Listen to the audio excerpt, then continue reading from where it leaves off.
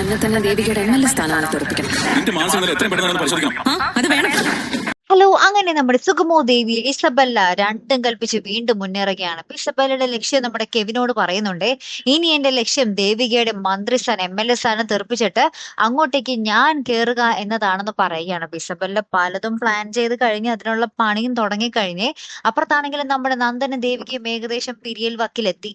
ദേവിക ഇന്ന് മിക്കവാറും നമ്മുടെ ചന്ദ്രോത്ത് വീട് വിടും എന്ന് തന്നെയാണ് തോന്നുന്നത്. വേറൊന്നുമല്ല, നമ്മുടെ ദേവിക നന്ദനോട് പറയുന്നുണ്ട്, നിങ്ങളുടെ കൂട്ടുകെട്ടൊക്കെ ഓക്കെ, പക്ഷെ തൊട്ടും പിടിച്ചുള്ള കൂട്ടുകെട്ടൊന്നും ഇവിടെ നടപടിയാകൂല, അവൾ അതിൽ പല സുഖവും കണ്ടെത്തുന്നുണ്ട് എന്നൊക്കെ ഇങ്ങനെ പറയുകയാണ്. അപ്പൊ നന്ദൻ പറയുന്നുണ്ട്, ചീ നിർത്തടി, നിന്റെ സംശയ രോഗം, എന്തൊരു മാനസിക രോഗിയാടി നീ എന്നൊക്കെ ഇങ്ങനെ നന്ദൻ പറയുന്നുണ്ട്. അപ്പൊ തന്നെ നമ്മുടെ ദേവിക, ഞാൻ മാനസിക രോഗിയാണ്, ഇനി മാനസിക രോഗിയുടെ കൂടെ താൻ ജീവിക്കണ്ട എന്നും പറഞ്ഞ് നമ്മുടെ ദേവിക കട്ടക്കലിപ്പ് ഇങ്ങനെ പറയുന്നത് കാണാട്ടോ.